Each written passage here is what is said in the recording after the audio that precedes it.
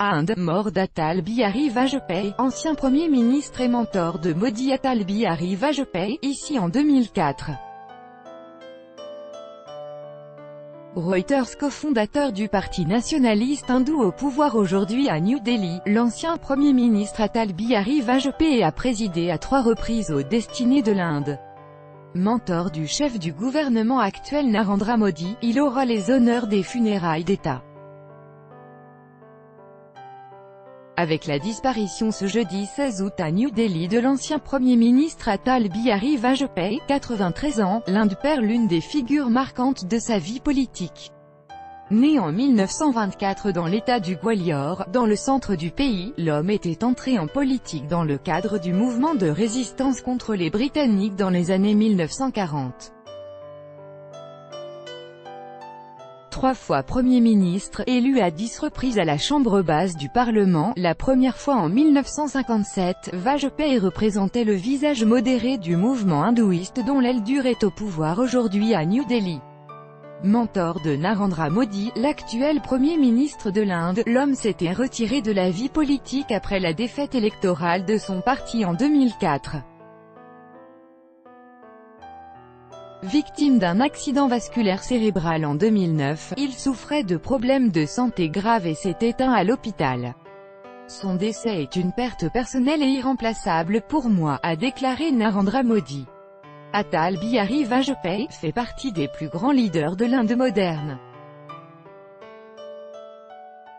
Il a passé sa vie entière à servir notre grand pays, a déclaré pour sa part Manmohan Singh, qui lui avait succédé à la primature en 2004.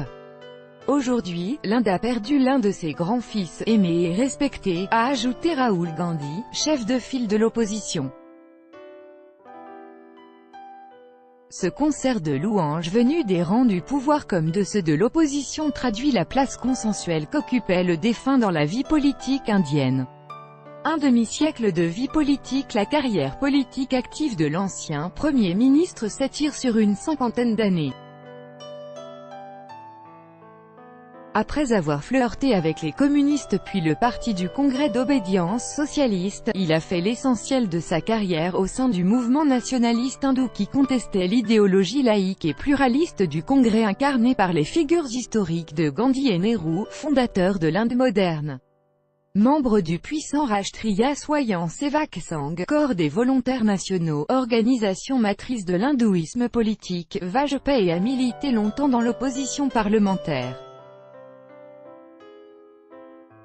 En 1977, sa mouvance politique prend le pouvoir lorsque le Congrès perd les législatives à cause des excès de l'état d'urgence imposé 2 ans plus tôt par le Premier ministre Indira Gandhi.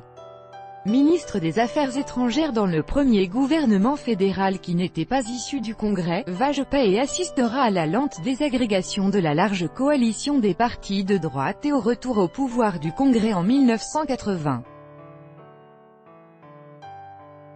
La droite indienne, ressoudée au sein du Bharatiya Janata Party (BJP), parti du peuple indien, que Vajpayee a cofondé, va devoir attendre les années 1990 pour arracher de nouveau le pouvoir au Congrès. Porté à la primature à 3 reprises, 13 jours en 1996, 13 mois de 1998 à 1999 puis de nouveau de 1999 à 2004, ce nationaliste hindou a pratiqué une politique musclée tant sur le plan économique que politique.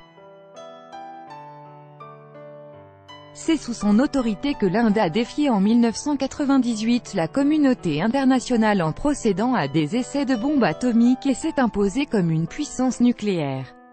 Parallèlement, pour contenir l'escalade vers une guerre avec le Pakistan qui, lui aussi, possédait l'arme nucléaire, il a engagé des discussions historiques avec le frère ennemi, mais n'a pas su empêcher les violences éclatées dans la région du Cachemire contestée par les 2 voisins.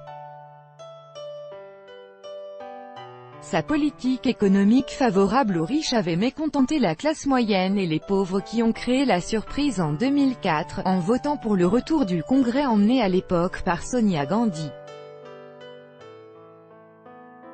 Malgré ses échecs, Vajpayee laisse l'image d'un homme d'État qui grâce à son charisme et son éloquence avait su incarner sur la scène internationale les ambitions de l'Inde vouée à devenir une grande puissance. L'homme était aussi amoureux de la poésie et citait des grands poètes persans et indiens dans ses discours, faisant le bonheur de ses auditeurs. Auteur lui-même d'une anthologie de 51 poèmes très remarqués, il a écrit « Kaalke Kepal Parliktami Tataun, Geetenaya Gaataun, sur le front du temps, j'écris effaçant les vers anciens, je chante de nouvelles chansons.